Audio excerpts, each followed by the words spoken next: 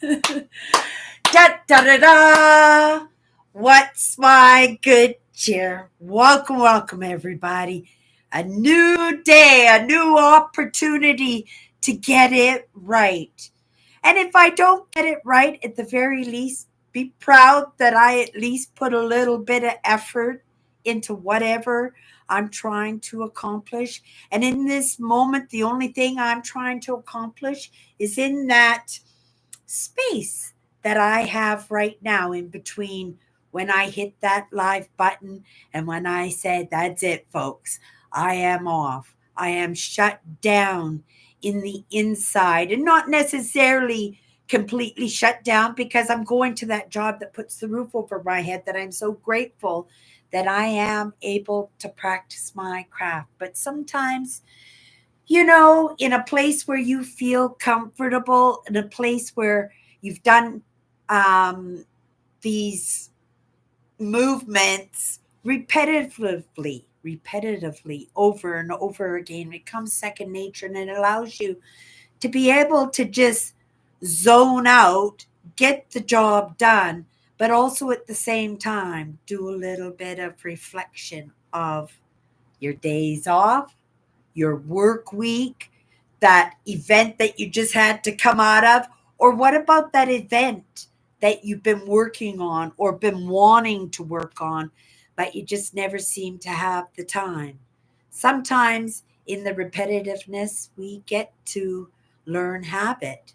We get to learn to make difficult things a little bit easier so that we do free up a little bit of space, a little bit of time to maybe do a little bit of something for ourselves or something for somebody else. But by just making a small adjustment, just having a few minutes just to have a thought, to be inspired by a landscape, or to be motivated by a great conversation, or to open yourself up to a new idea that you'd never considered before because, well, you just thought or believed or was steadfast in something else, and then be able to be opened up to a little bit of something that might make you curious to dig in a little bit deeper. It's how it started with me. And you know what? In some of those experiences and some of those relationships and some of those conversations that I have been so grateful, right? And I don't know how they came across my path, but they did. I do believe that I have been able to be a spectator in a lot of things that I could have easily have been not necessarily a participant in, even though I was right in that scrambling and adapt and conquering. I had no choice but to participate in it. But to be able to have the heads up a little bit, that I'm able to make some choices, like I said yesterday, to buffer something difficult, or in having a new perspective, having something else to try when that one thing that I've tried a million times never worked, that I have this one thought in a second of, oh, I remember that conversation, or remember what he said, or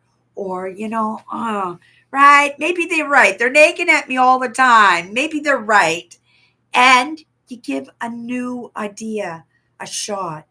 And again, it opens you up, right? It opens you up to maybe, wow, really? And then having a new perspective, having different conversations, different people come into your life, um, different ideas of where to look for answers. And sometimes be able to understand that we are not in this all by ourselves, that there are so many people out there doing what I'm doing, even though it looks different. It's because in those choices that we make, we're going to be able to bring something a little bit different and a little bit different flavor to the table. And isn't that what it's all about? Because, if I cross your paths and we have a conversation, you like me, I like you, we might have a little bit of an exchange in that, right? Have something to bounce off of, someone to bounce off of, right? There's so many of us out there, and we have an opportunity in this digital age, even just to share what we know, right? Because what we know is the magic. What we know is that belief and that truth for ourselves. What we know is our faith, right? And in that we'll be creative, right? And especially if we're able to share these ideas, knowing that it takes all kinds to make the world, and some of these ideas are going to sink in, right? And maybe they'll sink in, but maybe not today, maybe not next year, not in our lifetime, but eventually. It's what I'm doing here, because even if in my lifetime, this doesn't touch anybody, and if all those ideas don't work out there, right? Maybe you'll give my ideas a shot, right? And maybe they might not all work, but maybe it's just that one that opens somebody up, right, to a different perspective, right? And in their own creativity, do a little bit better job at it, right? It's like when they were doing the experiments for insulin, and they discovered insulin. It wasn't just one person, it was in actuality a competition between different people from different countries in order to find the right formula in order to wipe out that, well, maybe not wipe it out, right? Diabetes is still here, but have a solution that we can extend people's lives. And maybe that life that we're extending, and most likely it is because it's in their own struggle, in their own pain, that in it prolonging somebody's life, that maybe that person is the person that's meant to find the wipeout cure too, right? Get rid of diabetes altogether. It starts somewheres. It starts somewheres, with each and every one of us. Okay, you guys. Don't know where that came from. Hope it serves somebody, but I am inspired by my own lessons that I take in. And I take some lessons from very dynamic, very smart, very heartfelt, very open people that even in their lessons, they picked up a lot of them from people that I would never think that had a lesson to serve. And isn't that a sad thing, right? Everybody should have that opportunity if they choose to have a voice, right? If they choose to be seen, if they believe that they have something to contribute, that it shouldn't be so difficult, right? I think it's why we are being called to amalgamate, to assimilate, right? To recognize that we are somewheres in the middle, because in the middle we'll be able to see different perspectives a whole lot better, and to make better, right? I'm an experiencer, so I'm not going to judge in that, right? But as the experiencer, right, something is seeing things through my eyes, because I see the adjustments in my life and in the lives of the people of my universe. Okay, you guys, 2 minutes, and I've got to run off to work in that job that puts the roof over my head. So grateful for that job, because, oh my goodness, it is serving me. It is serving me very, very well. And for some people, they might think that that is treachery, right? But there are lessons in every choice that we make. You guys, grace. Oh my goodness.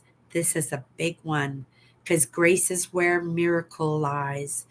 Grace is where we are given another chance to have a different perspective, to do a turnaround, right?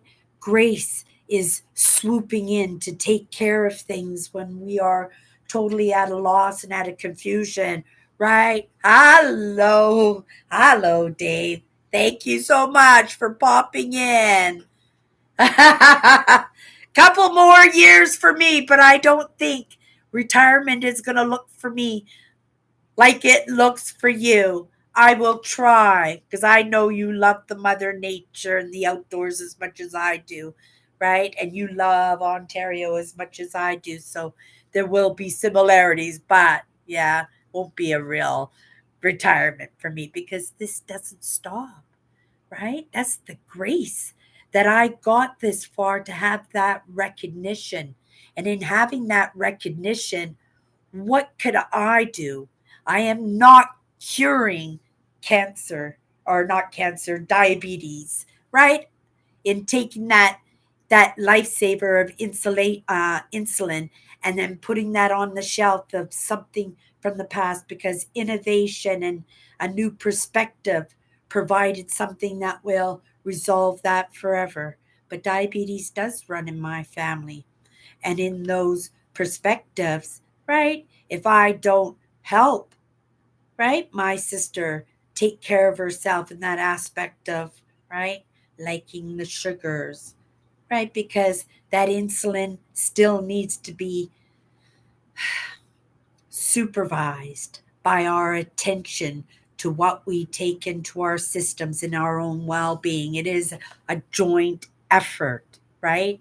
In that. And maybe that's right part of that gift that we have. And we look at it as a treasury and we look at it as a terror and we look at it as right, just the brain going off nonstop 24/7, right? And not recognizing that possibly there's a reason for that. And it's up to us, right? To figure it out for ourselves and to figure it out alongside those other parts of us. And also in those conversations and interactions that we have with each other, in our choices, you guys, in our choices, right? That's where the miracle lies. God helps those who help themselves. And what that God looks for you, looks like for you, right? To each our own, right? That's in our beliefs, right? That's in our knowings. And who am I to interfere with that? Because if I interfere with that, I'm interfering with the movement because we have tied up everything into our beliefs, right? And whether those beliefs are good for us or not good for us, how are we going to know unless we play with that, right? How are we going to know? It's that experiment, right? Okay, you guys, I really do have to run off to work. Carbs are sugar. Go keto. I've tried mung bean pasta and it is good.